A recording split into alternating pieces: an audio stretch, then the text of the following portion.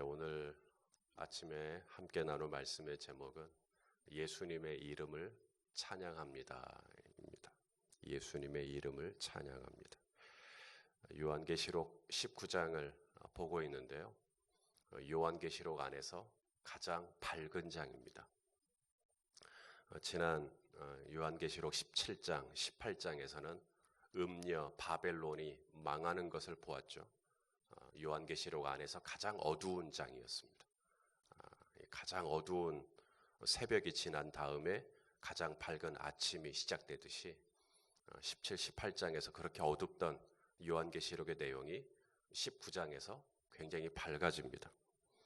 19장을 가리켜서 요한계시록 19장을 가리켜서 할렐루야장 그래요.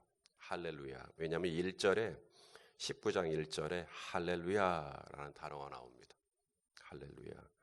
그리고 또 3절에 두 번째로 할렐루야. 그러죠. 또 4절에도 할렐루야. 아멘 할렐루야. 또 6절에도 할렐루야 이렇게 나옵니다. 계속 할렐루야 할렐루야 그러죠.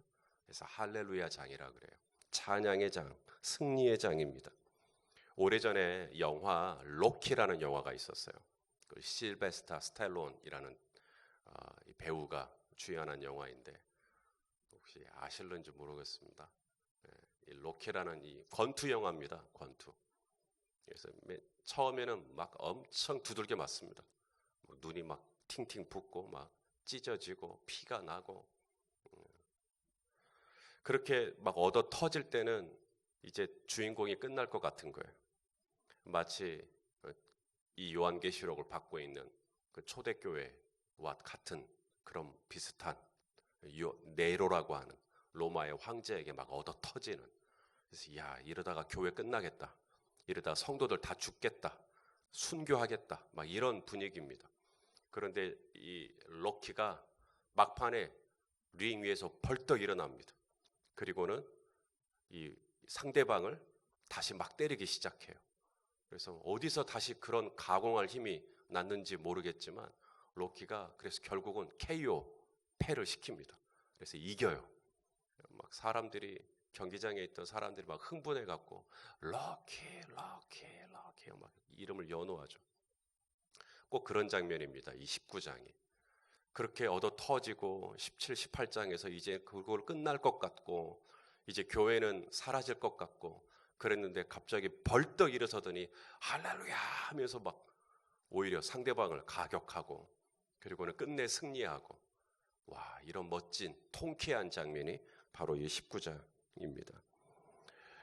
오늘 이 말씀이 어쩌면 누군가에게는 나하고는 좀 거리가 좀 있는 말씀이다라고 느껴질 수도 있어요. 왜냐하면 내 삶의 자리를 정직하게 돌아보면 나는 승리하지 못했기 때문에 그렇습니다. 예수님은 승리했는데 나는 어제도 넘어졌거든요. 그제도 넘어졌거든요. 부끄럽거든요. 마음이 무겁단 말입니다. 그런데 오늘 본문에 보니까 예수님은 백마를 타고 백마라는 말은 승리의 자의 모습이거든요. 자, 오늘 본문 우리 11절을 한번 같이 한번 볼까요? 11절 시작. 또 내가 하늘이 열린 것을 보니 보라 백마와 그것을 탄 자가 있으니 그 이름은 충신과 진실이라. 그가 공의로 심판하며 싸우더라. 나의 현 주소, 나의 지금 현재의 삶의 자리를 보면 나는 승리하지 않았고 나는 넘어졌고 나는 부끄럽고 민망하고 그래서 찬양하기가 쉽지가 않습니다. 여기서 할렐루야 할 때 나도 같이 할렐루야 하면 좋은데 또 한편으로는 나는 이기지 못했는데 난 넘어졌는데 이런 마음 때문에 찬양이 잘 안 나오는 것이죠. 여러분들에게 드리고 싶은 말씀은 찬양이 결론으로서의 찬양이 되면 안 됩니다. 무슨 말이냐면 이겼기 때문에 찬양하고 뭔가를 이루었기 때문에 찬양하고 내가 몸이 나았기 때문에 찬양하고 장사가 잘 됐기 때문에 찬양하고 이렇게 찬양이 결론이 되면 그럼 누구나 다 합니다. 우리가 다윗을 하나님이 내 마음에 합한 자다 이 마지막 때에 하나님이 다시 보고 싶은 장막은 다윗의 장막입니다. 왜 하나님은 다윗의 장막을 그리워할까? 다윗의 영성은 뭘까? 다윗은 찬양의 사람인데 다윗의 찬양의 특징은 찬양의 결론이 아니에요. 이러이러한 일이 있기 때문에 찬양하는 게 아니라 다윗은 찬양 자체가 목적입니다. 찬양 자체가 좋은 거예요. 우리가 주일에 예배할 때 예배가 결론이 되면 예배가 무거워집니다.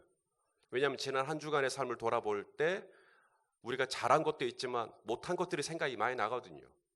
내가 주님 뜻대로 산 적도 있겠지만 내가 주님의 마음에 합하지 않게 참 못나게 살았던 삶의 내용들이 생각이 나거든요. 그러니까 예배가 결론이 돼서 이 자리에 앉아 있으면 예배를 못 드립니다. 무거워요. 예배가 이렇게 한없이 다운이 돼버립니다. 근데 예배 자체가 목적이 되잖아요. 내가 오늘 예배의 자리에 나온 이 자체가 은혜가 되고 내가 오늘 하나님을 예배하는 이 자체가 나에게 기쁨이 돼버리면 목적이 이루어졌기 때문에 예배할 수 있습니다. 그런데 예배가 결론이 되기 시작하고 찬양의 결론이 되기 시작하면 이제 내가 오늘 찬양할 수 있는 이유, 예배를 드려야 되는 이유를 자꾸 찾다 보니까 부끄러운 것밖에 생각이 안 나고 그래서 못해요. 잘.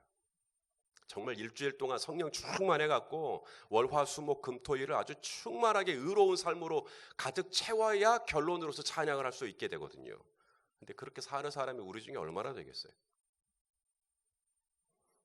하나님이 이 마지막 때에 정말 보기를 원하는 교회, 다윗의 무너진 장막을 회복하는 것인데 이 다윗의 장막의 특징은 다윗은 찬양하는 그 자체가 너무 좋았고 그래서 동굴에서도 찬양할 수 있었고 광야에서도 찬양할 수가 있었던 거예요. 찬양의 결론이 되면 엔게디 굴에서 절대로 비파야 수구마 깨어라 일어나라 찬양하자 이런 얘기 못합니다. 찬양 자체가 너무 좋은 거예요. 그러니까 아침에 눈 뜨기 전부터 나는 여호와 이름으로 찬양한다고 그렇게 나오는 거예요. 한자 성어 중에 주객전도라는 말이 있어요. 주객전도. 주라는 말은 주인이고요. 객은 손님입니다. 이게 주인이 주인이고 손님이 손님이어야 되는데 이게 전도돼 버렸어요. 이게 바뀌었어요. 이게 찬양이 주인이 돼야 되는데 찬양이 손님이 돼 갖고 이유가 있어야 찬양을 하고 예배가 주인이 돼야 되는데 예배가 손님이 돼 갖고 예배가 꼭 무슨 이유가 있어야만 예배를 드리는 것처럼 그렇게 가버립니다. 주객 전도가 된 거죠. 그렇게 되면 참 쉽지 않습니다. 오늘 이 요한계시록 말씀을 읽을 때도 막 할렐루야 할렐루야 하는데 백마를 탄 그분을 따라가야 되는데 왜냐하면 이게 결론이 되다 보니까 나의 삶은 그렇게 떳떳하지 못했고 나의 삶은 그렇게 온전하지 못했고 그래서 나는 어린 양을 따라갈 수가 없어. 이렇게 돼버리면 우리 중에 누가 얼마나 따라가겠어요.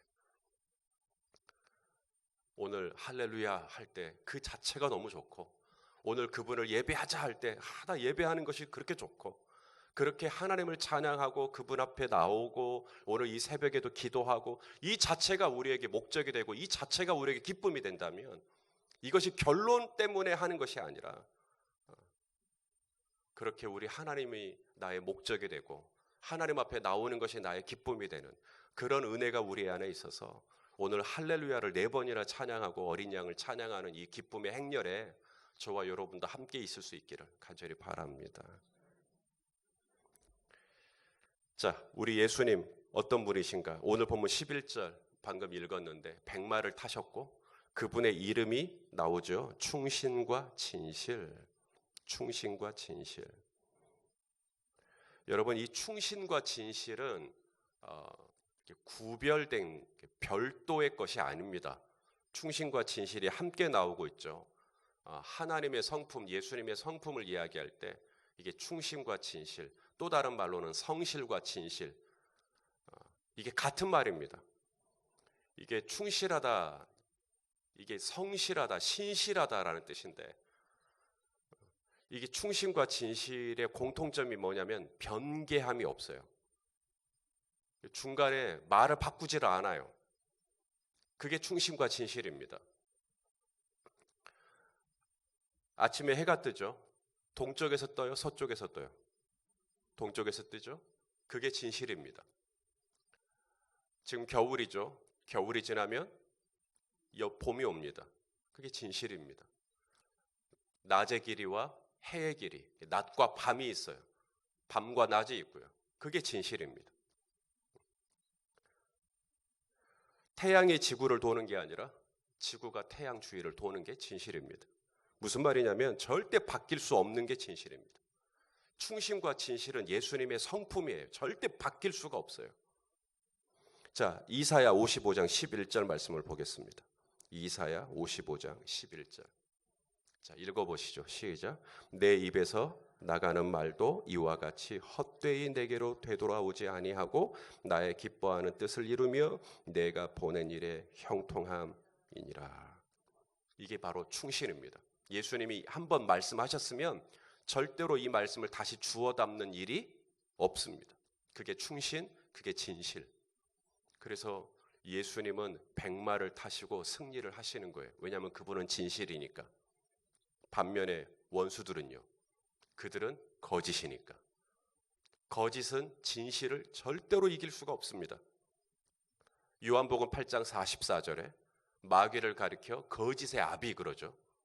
그러니까 거짓은 절대 진실을 이길 수가 없어요. 자, 요한복음 8장 44절 한번 읽어보세요. 시작.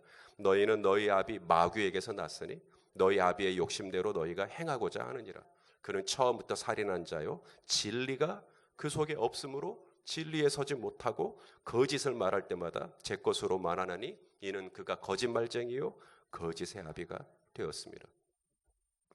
예수님의 충심과 진실, 예수님의 이 충심과 진실이 가장 잘 드러난 곳이 어디일까? 바로 하나님의 말씀입니다.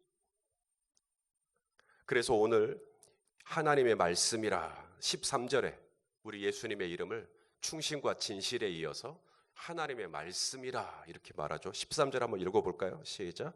또 그가 피 뿌린 옷을 입었는데 그 이름은 하나님의 말씀이라 칭하더라. 15절에도 하나님의 말씀이 예리한 검, 그의 입에서 예리한 검. 15절 시작.